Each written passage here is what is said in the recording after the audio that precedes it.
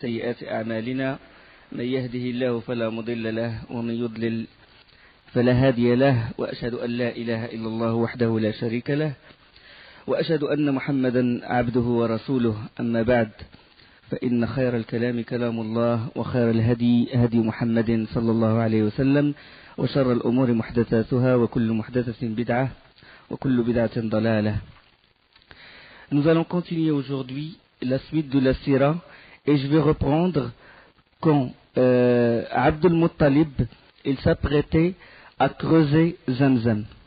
On a dit pendant les cours précédents que Zamzam a été enseveli par la tribu de Jorham quand la tribu de Khuza'a a voulu s'est attaquée à elle et a pris le règne de la Mecque. Et Zamzam il est resté enseveli des siècles et des siècles jusqu'à ce qu'est venu Abd al-Muttalib. Alors il s'apprêta à creuser entre Isaf et Naïla, et là les mécréants de Quraysh, les Qurayshites, ils ont voulu l'empêcher. Ils lui ont dit: qu'est-ce que tu es en train de faire? Tu es en train de creuser à côté de la Mecque, à côté de la Kaaba. On ne te laissera pas. Il a demandé à son fils Al-Harith de le défendre. Pendant que les Qurayshites ils étaient en train de se quereller avec Al-Harith, l'aîné, le fils de Abd al-Muttalib, là, Abd al-Muttalib il a profité de l'occasion, il creusait, puis après il s'est écrié Kabbar, il a dit Allahu Akbar, puis les Qurayshites ils ont dit peut-être qu'il a trouvé ce qu'il cherchait. Et alors il a trouvé ce qu'on appelle Tay al-Bi'r, la pierre qui couvrait le puits de Zamzam. Il a soulevé la pierre et c'était l'eau de Zamzam. C'était l'eau de Zamzam, alors que des siècles avant, il ramenait l'eau de l'extérieur de la Mecque pour eux déjà et pour approvisionner les gens en eau. Ce qu'on appelle as-siqaya.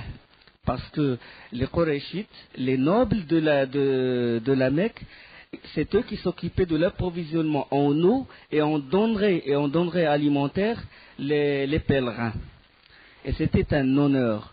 Alors là, c'est vraiment la grande surprise, une eau proche de la Kaaba, et en plus, Zamzam, et ils connaissent l'histoire de Zamzam. Puis ils s'écrièrent: on est tes associés. Comment? Vous êtes mes associés? C'est moi qui ai creusé le puits. C'est moi qui l'ai creusé, c'est moi qui en a le mérite. Ils ont dit non. On est tes associés, c'est l'honneur de tout le temps. La rifada, il peut se répéter, toutes les autres tâches de la Mecque, ils peuvent se répéter. Vous allez remarquer durant cette sira qu'à chaque fois qu'il s'agit d'honneur, ils donnent de tout leur force pour avoir cet honneur. Ils se battent souvent pour l'honneur. Les gens d'habitude, ils se battent pour l'argent, pour les biens de la vie, mais eux, c'est l'honneur. Pour connaître bien la mentalité des Arabes avant la venue du prophète sallallahu alayhi wa sallam. Ils se sont querellés à tel point qu'ils ont failli s'entretuer. Et là, ils se sont dit, bon, on va se mettre d'accord sur un point. Lequel? C'est consulter une devineresse. Parce que bon, les devins, comme les marabouts actuels, c'était la même pensée, c'était enraciné dans leur cœur, c'était leur dogme à l'époque. On va consulter une devineresse. La devineresse, elle se trouve où? Elle se trouve au Cham, la Syrie actuellement. Ils vont faire le voyage de la Mecque jusqu'au Cham pour prendre comme juge une devineresse qui va trancher, qui va s'occuper de la siqaya, c'est-à-dire de l'approvisionnement en eau les pèlerins. Bon, ils se sont préparés et chacun a préparé sa monture et ils ont pris la route. Durant le trajet, l'eau s'épuisa, surtout la famille de Abd al-Muttalib. Ils ont choisi, chaque tribu a choisi un chef, Bani Abd al-Dar, Bani Abd Manaf et tout, et Abd al-Muttalib, il avait ses compagnons autour de lui. L'eau qui était chez Abd al-Muttalib, il s'épuisa. dans la route. Et c'était le désert, il n'y a pas d'eau et tout, les autres avaient de l'eau. Alors Abdel Muttalib, il a demandé qu'on l'aide, qu'on lui donne un peu d'eau. Ils ont dit non, sinon on va crever tous. Il vaut mieux que nous, on garde notre eau pour nous, et vous vous débrouillez. Alors là, il s'était mis dans une situation grave. Le désert, la sécheresse, la déshydratation et tout. Puis après, ses compagnons, Abdel Muttalib, il a dit, qu'est-ce qu'on va faire? Ils ont dit, c'est à toi de décider. Il a dit, la seule solution, c'est que chacun, il creuse sa tombe. Chacun, il creuse un trou. Il vaut mieux qu'une personne en perdition que toute la troupe, que toute la caravane. C'est-à-dire, à chaque fois que quelqu'un meurt, rend l'âme, les autres l'enterrent, jusqu'à ce qu'il ne reste qu'une personne sans être enterrée. Il a dit, il vaut mieux qu'une personne soit en perdition que toute la troupe. Ils ont creusé leur tombe, puis après, Abdel Muttalib, il s'asseyait, il attend la mort. Toute la troupe, il attend la mort, puis il a dit, Wallah, c'est pas une bonne idée. Comment? C'est une faiblesse, un signe de faiblesse de rester comme ça et attendre la mort. On va bouger, on va chercher l'eau. Chacun s'est précipité auprès de sa monture, et là, la chamelle d'Abdel Muttalib a touché, avec sa patte, il a touché la terre, et puis l'eau a jailli. L'eau, il a jailli du côté de la patte de la chamelle d'Abdel Muttalib. Alors là, ils ont rempli leurs outres et tout, ils s'abreuvèrent, ils ont bu et ils abreuvèrent leurs chamelles, et ils ont donné même aux autres tribus l'eau. Puis après, les autres, ils ont réfléchi, ils ont eu un moment de recul et ils ont dit, par Allah, c'est lui qui t'a donné l'eau là-bas, Zamzam, c'est celui qui t'a donné l'eau ici. Alors, ils lui reconnurent le mérite de la siqaya, ils lui reconnurent le mérite d'établir l'eau de Zamzam. Et ils renoncèrent à la devineresse qui se trouve au Chad. Abdel Muttalib, il a eu 10 garçons, 10 fils et 6 filles. 10 fils, parmi eux, Hamza, radiyallahu anhu. Parmi eux, Al-Abbas, radiyallahu anhu. Hamza et Al-Abbas, ils étaient à l'époque après le wahi, après la révélation, et ils ont atteint l'islam et ils sont convertis, ils ont embrassé l'islam. Parmi ses autres enfants, c'est Abu Talib, celui qui l'a protégé, et Abu Lahab. Abu Talib, il s'appelle Abd Manaf, et Abu Lahab, il s'appelle Abd al-Uzza. Eux, ils ont atteint l'islam, mais ils n'ont pas embrassé l'islam. Ils sont morts, mécréants, kafir. Les autres sont morts avant la venue de l'islam, tel Abdullah, déjà le père du prophète sallallahu alayhi wa sallam, Hijl, Dirar, Al-Muqaddam, Zubair et Al-Harith. Les filles de Abdel Muttalib, Safiya, Hakim, Atika, Umaymah, Barra et Arwa, 6 filles. Alors Abdel Muttalib, quand ses enfants étaient jeunes ou quand il n'avait pas d'enfants, il n'y avait que le Harith, l'aîné, qui le protégeait. Il a fait un vœu. Il a invoqué Allah, il a dit, s'il me donne 10 enfants et qu'il atteigne l'âge de la puberté, ils deviennent des hommes, je vais lui donner un, je vais sacrifier un. S'il me donne 10 hommes, je vais sacrifier un. Alors, et surtout, il y avait Abdullah qu'il chérissait. Le meilleur de ses fils, celui qu'il chérissait le plus, c'est Abdullah. Après, quand ses enfants ont atteint l'âge mûr, il a dit, je vais accomplir mon vœu, je vais accomplir ma promesse, je vais sacrifier un. Il est allé chez le devin de l'Kaaba, et là, il a pris ce qu'on appelle les flèches, et il a mis dans chaque flèche le nom de ses enfants, 10 enfants, 10 hommes. Et puis il a jeté la flèche, et la flèche est tombée sur Abdullah, et il a pris Abdullah pour le sacrifier. Bien sûr, cette méthode, elle a été abrogée par l'islam, fisq. C'est-à-dire Allah subhanahu wa ta'ala, il a interdit le tirage au sort, parce qu'à l'époque, en général, ils faisaient ça pour se rapprocher de leurs idoles, et ils faisaient ça aussi quand ils doutaient sur quelque chose, sur une décision, ils peuvent pas trancher. Qu'est-ce qu'ils font? Ils font dans une flèche, ils mettent Allah veut, dans l'autre Allah ne veut pas, et la troisième neutre, ils mettent ça soit dans un sac ou ils prennent au hasard, bon Allah il veut pas donc je fais pas, ou neutre, ou donc Allah subhanahu wa ta'ala il a interdit cette pratique. C'était Abdullah qu'il doit sacrifier, il l'a pris, et puis là les Qurayshites ils étaient dans un de leurs clubs, et ils ont vu Abdul Muttalib prendre son fils à Abdullah et lui ont dit: qu'est-ce que tu as l'intention de faire? Il a dit: sacrifier mon fils, accomplir mon vœu. Et ils ont dit: par Allah, on ne te laissera pas, on ne te laissera jamais tuer ton fils. Il a dit: non, je vais le faire et tout, il faut que j'accomplis ma promesse. Là, il commençait à se quereller, puis il voulait tirer à Abdullah. Quand ils ont voulu le tirer comme ça, lui, il avait le couteau et tout, puis il l'a touché, il l'a blessé. C'est pour ça qu'il porte le nom de Abdullah al-Ashaj, c'est-à-dire le blessé, parce qu'il l'a blessé. Ils lui ont dit: non, on ne va pas te laisser, on va faire tout pour que tu épargnes ton fils et tout, parce que si tu le fais, il va devenir une habitude chez les Arabes. À chaque fois que quelqu'un a 10 enfants, il va en sacrifier un.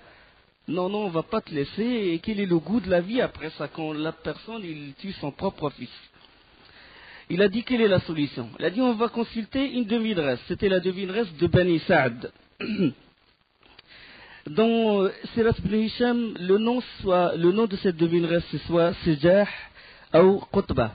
Et il se trouve à Médine, à Khaybar.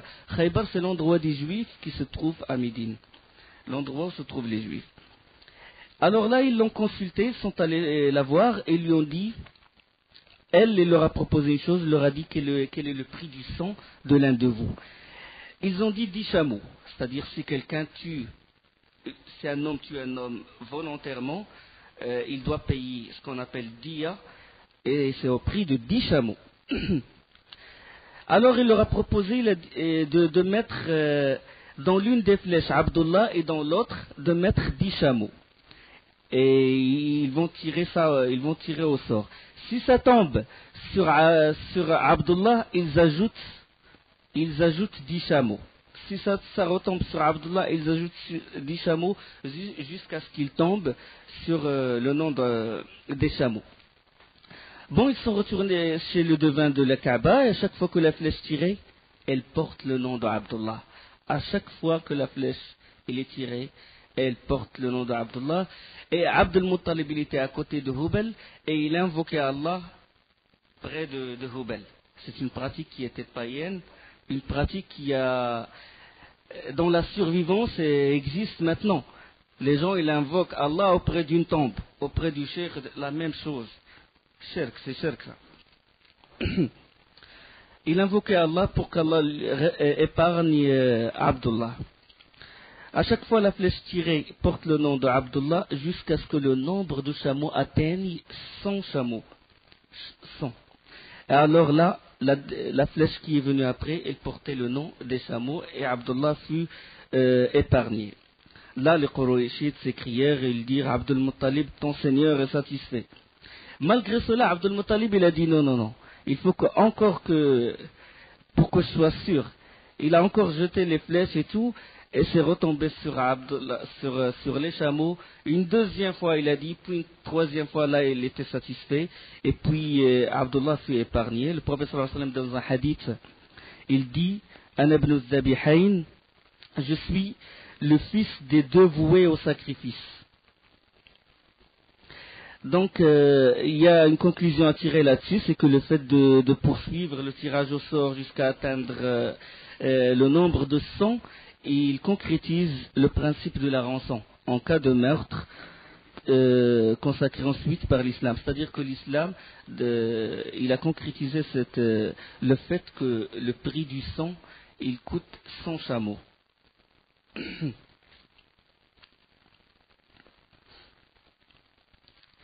Alors quand Abdullah il a grandi, il épousa Amina bint Wahb. Amina bint Wahb, bint Abdi Manaf, la fille de Amina, la fille de Wahb. Et c'était Abd al-Muttalib qui a décidé que son fils se marie avec elle.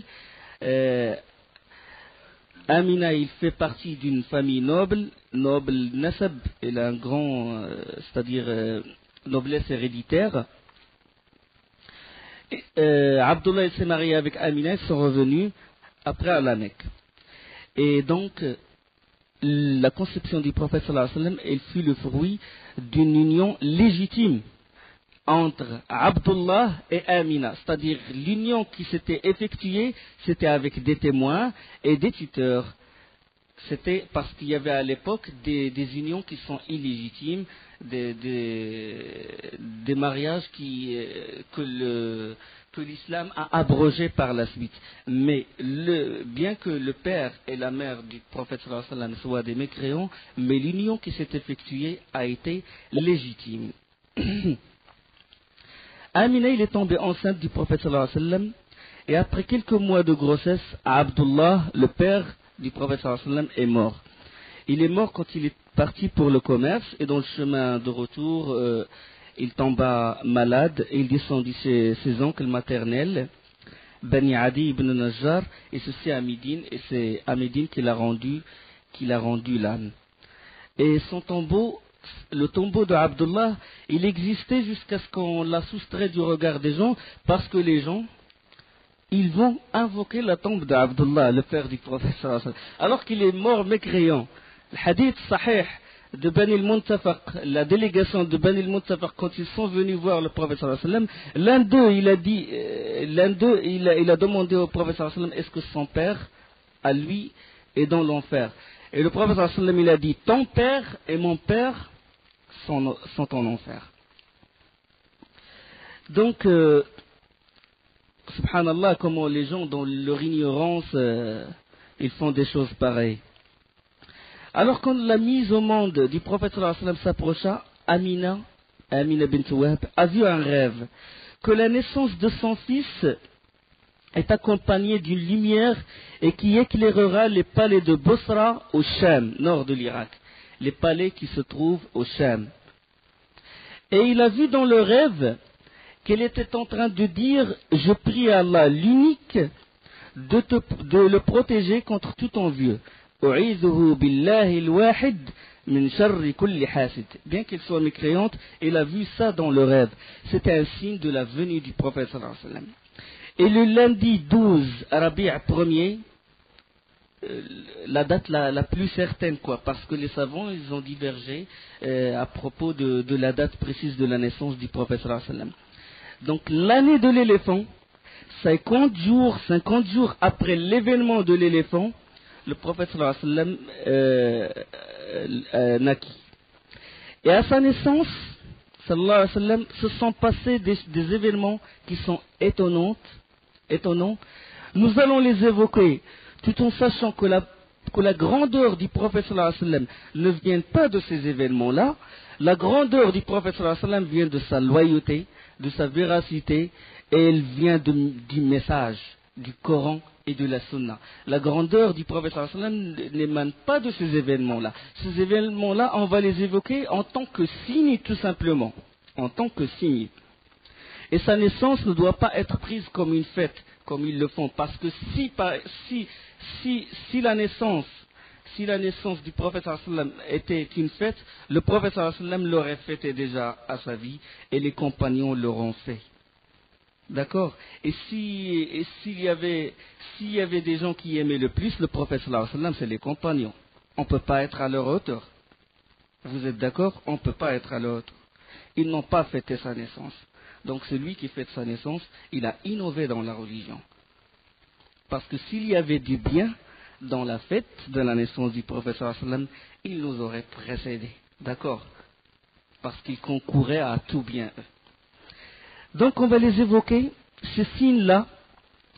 Parmi ces signes, Hassan ibn Thabit, le poète du prophète sallallahu alayhi wa sallam. Le poète du prophète sallallahu alayhi wa sallam, Hassan ibn Thabit est né avant le prophète, 7 ans avant. Et lui, il était à Médine et il avait 7 ans. Et à la naissance du prophète sallallahu alayhi wa sallam, il a dit, dans un hadith qui est sahih, j'étais dans la région où se trouvaient les Juifs, c'est-à-dire à Médine, parce que les Juifs ils vivent à Médine, ils sont venus de Cham. Et puis un des rabbins juifs, il a monté sur un mur et il s'est crié: ô communauté des Juifs, ya ma'ashara Yahoud, qad zahara al-yawma najmu Muhammad. Hein? Ya ma'ashara Yahoud, qad zahara al-yawma najmu Ahmed. Ô communauté des Juifs, aujourd'hui est apparue l'étoile de Ahmed. Il scrutait le ciel chaque fois, puis là, une étoile qui n'apparaît qu'à la naissance du prophète sallallahu alayhi wa sallam.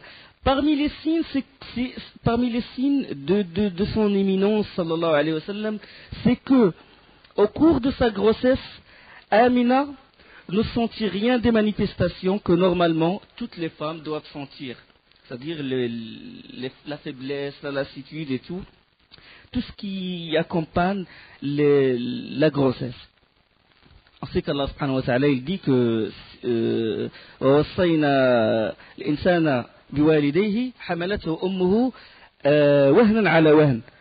C'est-à-dire, on a recommandé à la personne d'être la bienfaisance envers ses parents. Sa mère, il l'a porté peine après peine. Dans un autre verset, حَمَلَتْهُ كُرْهًا وَوَضَعَتْهُ كُرْهًا. Il l'a porté péniblement et il l'a accouché péniblement. Et à sa naissance, il est sorti s'appuyant sur ses mains et levant la tête au ciel. Et il est né circoncis. Et également dont le cordon ombilical était déjà coupé. Abdul Muttalib, il s'est réjoui beaucoup de sa naissance. Et quand il a entendu qu'il est né comme ça, la tête au ciel et les mains par terre et circoncis, il s'est réjoui davantage et il l'a pris dans ses mains et il est rentré à l'intérieur de la Mecque et il a remercié Allah. Alors, comment il a eu le nom, comment il a eu le prénom de Mohammed? Comment ses parents lui ont donné le prénom de Mohammed? C'est quand Abdul Muttalib était en voyage. Il était au voyage au Cham accompagné de 3 hommes. Et ils ont rencontré un rabbin juif. Il leur demanda: d'où êtes-vous? Ils ont répondu: nous venons de la Mecque. Et il a dit: de votre ville va sortir un prophète. Ils lui ont dit quel est son nom. Il a dit Mohammed. Là, chacun il a décidé que dès qu'il retourne à la Mecque, le premier enfant qu'il a, il l'appelle Mohammed. Abdul Muttalib, bien sûr, il était vieux à l'époque, il n'avait pas d'enfants, mais il ne peut pas avoir d'enfants, mais ses enfants peuvent en avoir. Et donc, dès qu'il est retourné à Abdul Muttalib, il a appelé son fils Mohammed. Les autres, l'un d'eux il s'appelait Sulayman ibn Mujashi'. Il a appelé son fils Mohammed. Le deuxième, Uhayha ibn al-Hallaj, il a appelé son fils Mohammed. Et Hamran ibn Rabi'a, il a appelé son fils Mohammed. Les 4, ils ont nommé leur fils Mohammed. L'un des signes qui ont accompagné la naissance du prophète sallallahu alayhi wa sallam, c'est que le palais de Kisra, Khosroès, le palais de Kisra fut ébranlé et 14 balcons en tombèrent. Et le feu sacré des Perses s'éteignit. Ce feu-là, ils l'ont alimenté génération après génération. Dans des versions, ils ont dit 1000 ans.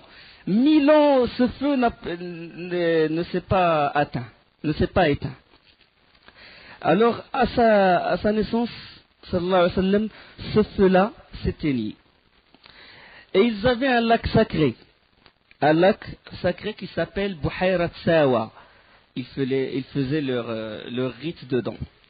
Ce lac sacré, après cet ébranlement, la terre sous ce lac s'est fissurée, puis l'eau il est rentré en profondeur et le lac devient sec.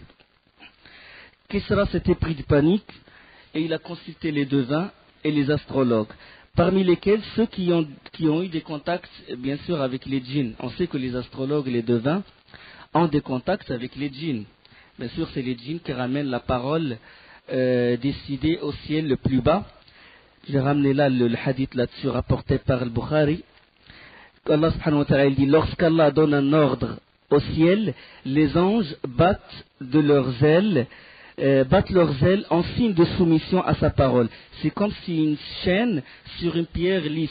إذا قضى الله أمرا في السماء ضربت الملائكة أجنحتها خضعانا لقوله. C'est comme si une chaîne sur une pierre lisse كأنها سلسلة على صفوان qui leur parviendra ينفذهم ذلك lorsque la frayeur sera bannie de leur cœur, parce que avec l'ordre d'Allah subhanahu wa ta'ala, les anges ils ont une frayeur parce que la parole d'Allah elle est lourde. Ils diront, qu'a dit votre Seigneur? Ils répondront la vérité. Il est le très haut, le très grand. Quand Allah subhanahu wa ta'ala décide un ordre, quelque chose qui doit se passer sur terre ou quelque chose qui concerne la révélation et tout, les anges ils battent leurs ailes en signe de soumission et qu'ils sont effrayés de l'ordre d'Allah, et quand cette frayeur elle est bannie de leur cœur, ils diront, qu'a dit votre Seigneur?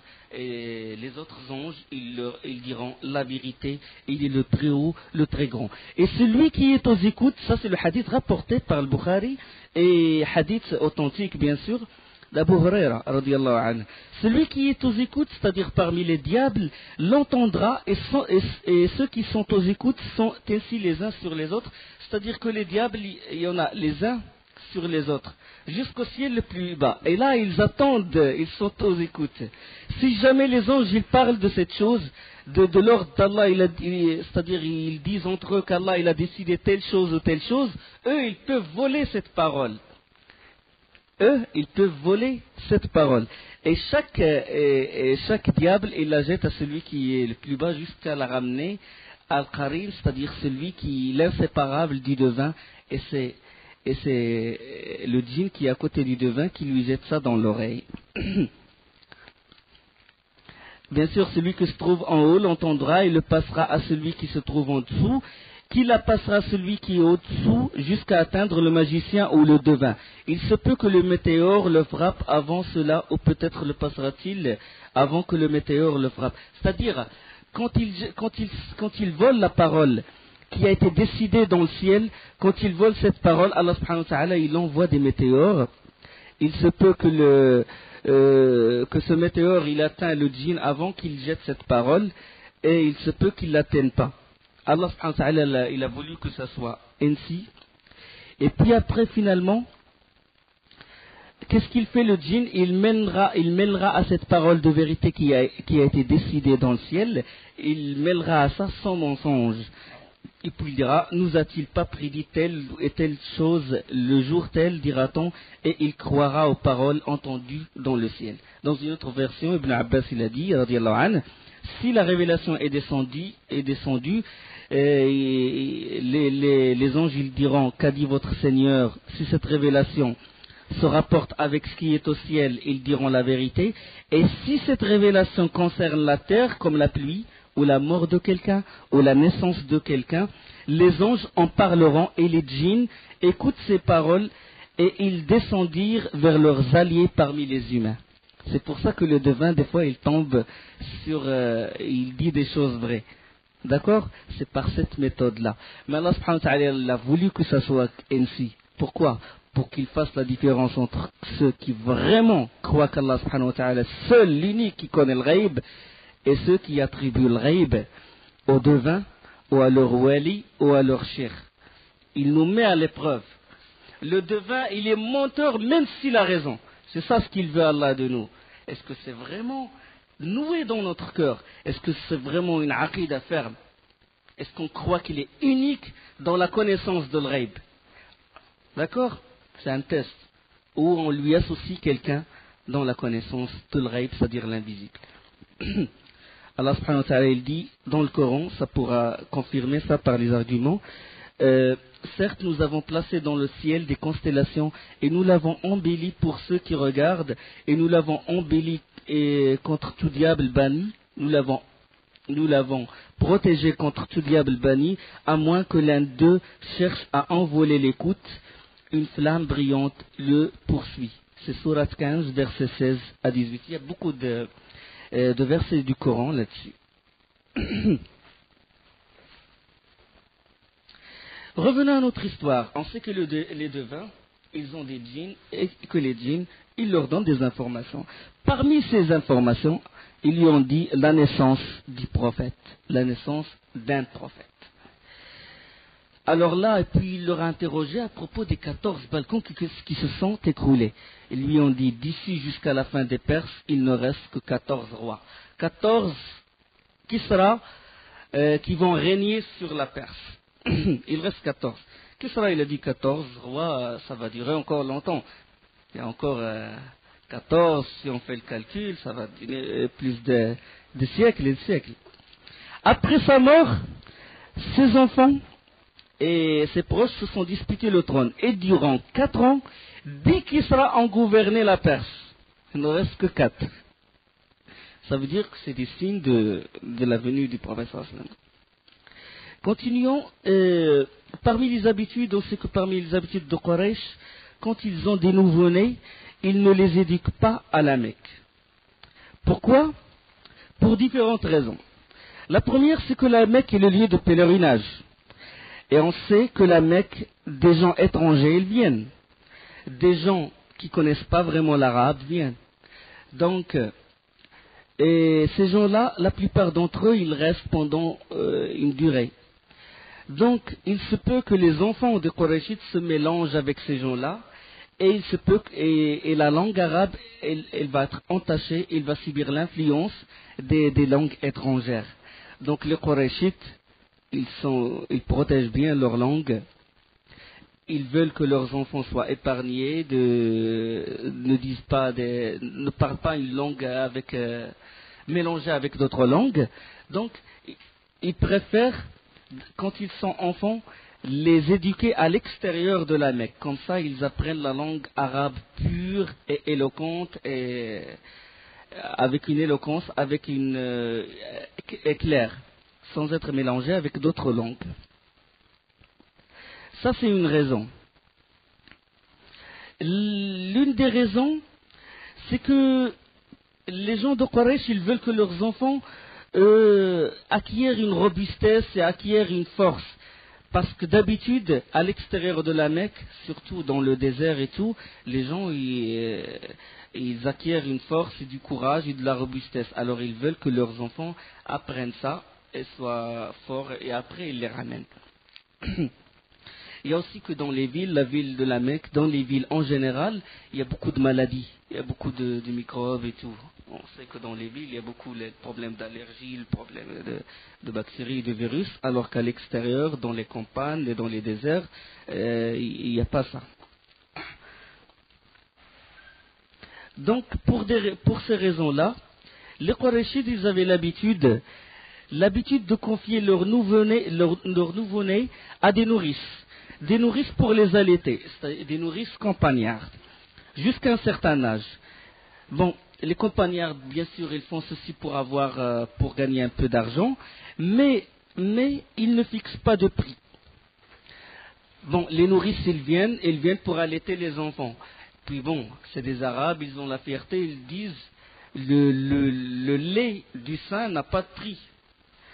Donc ils ne fixent pas un prix. Ils disent à la personne de donner ce qu'il veut. Bien sûr, ils viennent pour ça, mais ils ne fixent pas de prix.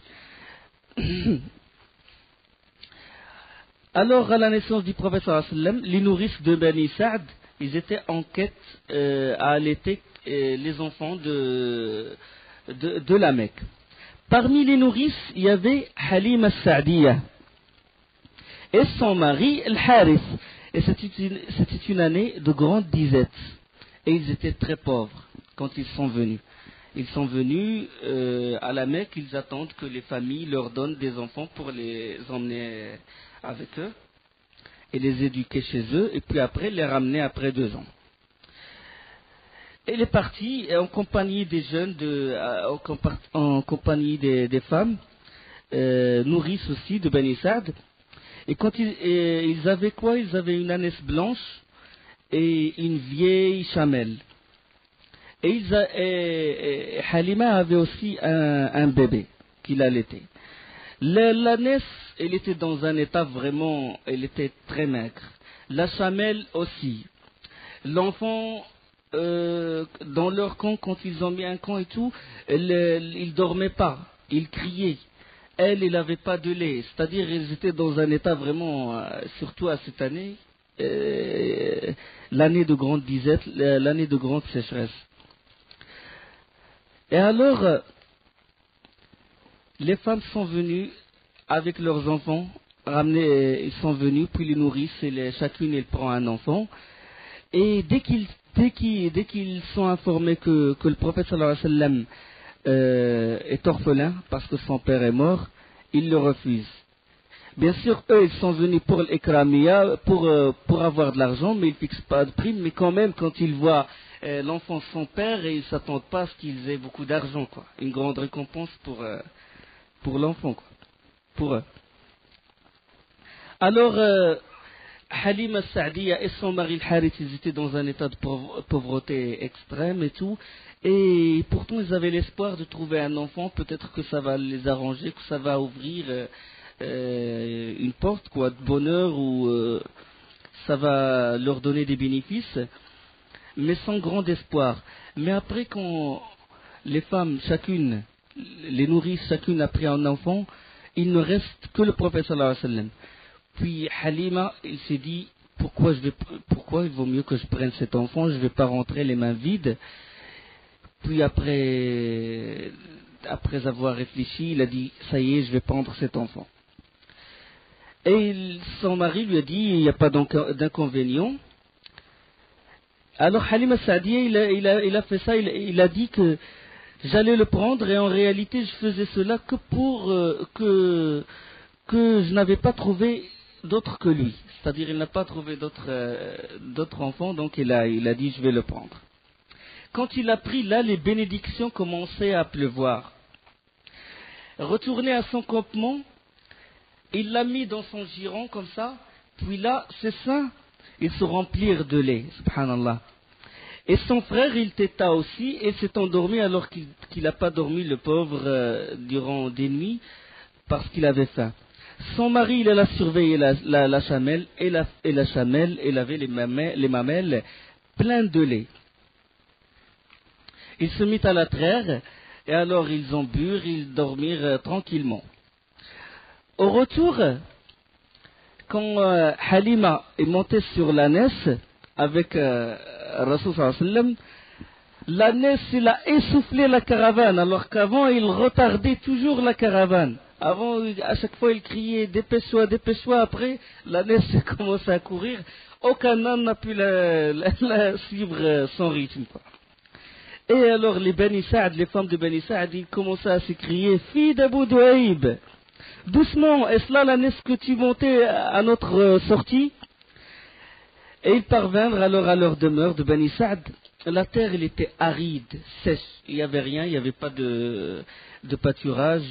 Et les troupeaux de Halima, ils retournèrent chaque fois leurs mamelles gonflées de lait, comme s'il n'y avait pas de sécheresse. Et alors là, les gens de Bani Sa'd, ils disaient, menez vos troupeaux là où le berger de la fille d'Abu Du'aib mène les siens. Ils ont cru que peut-être elle a trouvé un coin où il y a du pâturage et tout.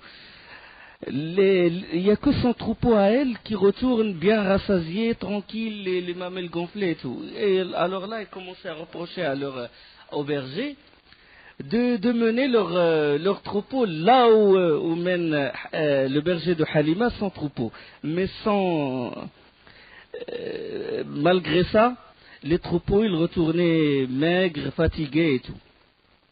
C'est-à-dire la baraka du prophète sallallahu alayhi wa sallam. Et alors ils ont joui de cette aisance durant 2 ans de l'allaitement. L'enfant fut sévré, le sévrage. Fut sévré, cette durée bien sûr 2 ans, qui était avant l'islam. Elle a été confirmée dans le Coran. La légitimité de donner, déjà la légitimité de donner son nourrisson, et la légitimité et le fait de l'allaiter durant 2 ans. Allah subhanahu wa ta'ala, il dit وَالْوَالِدَاتُ يُرْضِعْنَ أَوْلَادَهُنَّ حَوْلَيْنِ كَامِلَيْنِ لِمَنْ أَرَادَ أَنْ يُتِمَّ الرَّضَاعَةَ. Et les mères qui veulent donner un allaitement complet allaiteront leur bébé 2 ans complets. Et la suite du verset, et si vous voulez mettre vos enfants en nourrice, nul grief à vous faire, non plus à condition que vous acquittiez la rétribution convenue conformément à l'usage. وإذا أردتم أن تسترضعوا أولادكم فلا جناح عليكم إذا سلمتم ما آتيتم بالمعروف. Donc, cette pratique, il fut confirmée par le Coran. Donc, Halima, elle disait que l'enfant évoluait magnifiquement, mieux que les autres garçons, et à l'âge de 2 ans, il possédait déjà une constitution solide et il parlait avec éloquence. Bien sûr, après 2 ans, et conformément à l'usage, les nourrices ramenaient les enfants qu'elles ont allaités à leurs parents. Alors là, Halima s'est attachée à l'enfant et il a insisté pour garder le prophète sallallahu alayhi wa sallam. Il a insisté, il a dit, je veux qu'il revienne avec, il a dit à Amina bint Wahb, je veux qu'il revienne avec moi, j'ai peur pour lui, de l'insalubrité de la Mecque, je veux qu'il retourne avec moi, il va acquérir davantage de robustesse. Puis Amina a accepté finalement. Et Halima l'a ramené avec